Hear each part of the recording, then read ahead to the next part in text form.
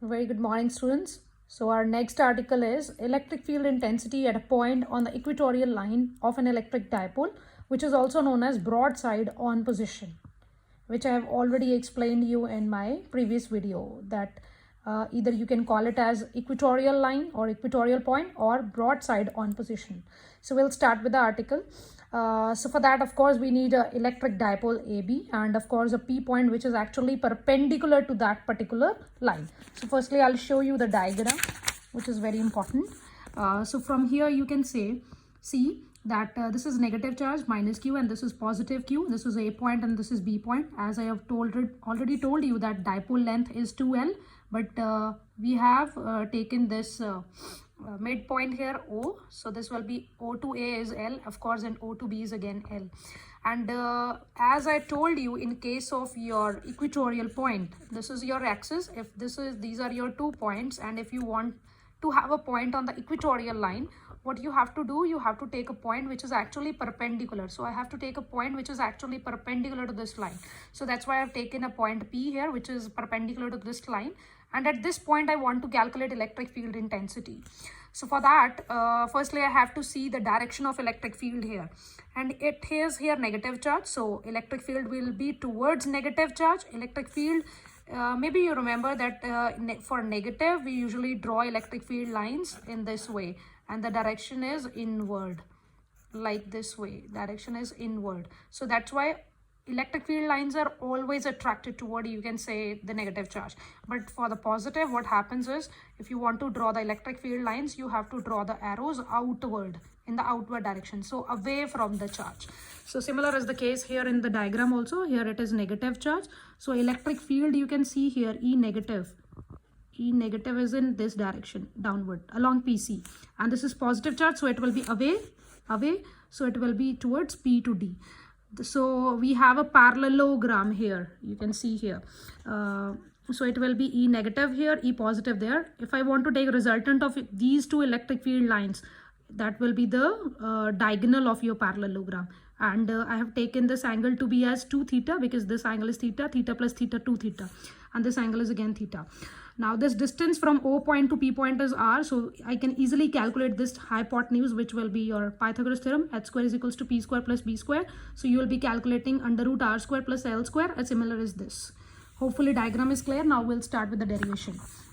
So in this, first of all, we need to start with the step 1. So step 1 is electric field intensity due to the charge plus Q is given by, you very well know, electric field intensity for the positive charge is 1 by 4 pi epsilon naught Q upon BP square.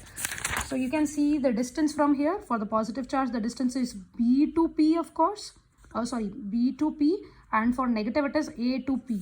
So I'll come back here again at this point. So it will be BP square. And you can see there that BP is actually under the root of R square plus L square.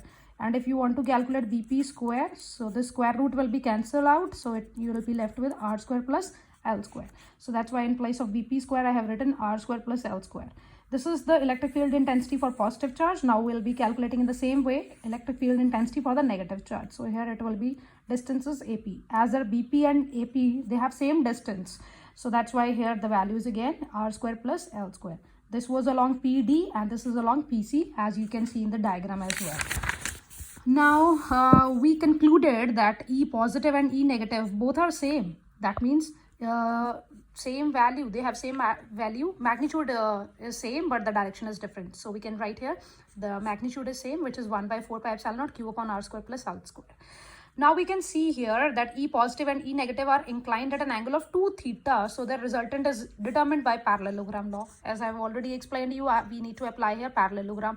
And this is your resultant R, which is the diagonal. The formula for the parallelogram is R square is equals to P square plus Q square plus 2PQ cos of theta. This was the formula which you have studied in your grade 11th. So in place of P, I'm using here E positive. In place of Q, I'm using E negative.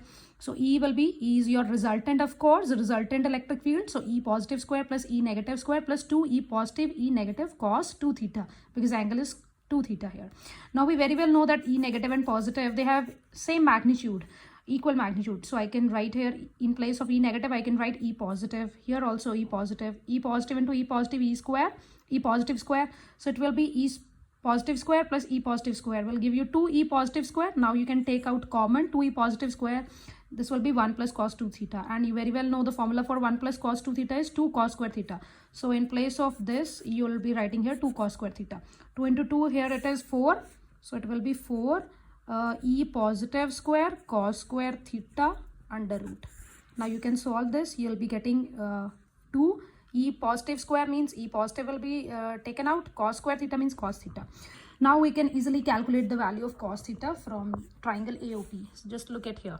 So AOP, you will be easily calculating this value, which will comes out to be L upon under root R square plus L square. Now substitute the value of cos theta here in this equation and you'll get this. This is R square plus L square raised to power 1 by 2. Now 1 by 2 plus 1 is 3 by 2. So here the power is 3 by 2. And also we very well know that Q into 2L, this 2 and this 2. So we'll be having Q into 2L as P, which is dipole moment. So I'll be writing P upon 4 pi epsilon naught R square plus L square raised to power 3 by 2. So if I want to write its vector form, it will be of course negative. Why? Because this is acting along negative axis. You can see here the resultant is along negative x-axis, because this side is your positive x-axis and this side is your negative x-axis. So that's why we have taken here minus P vector, this value. Now again the special case as we did earlier.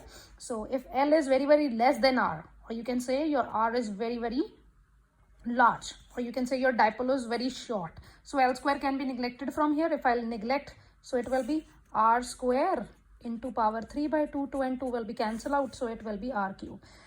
Now you can see here result is E is equals to P upon 4 pi epsilon naught R cube.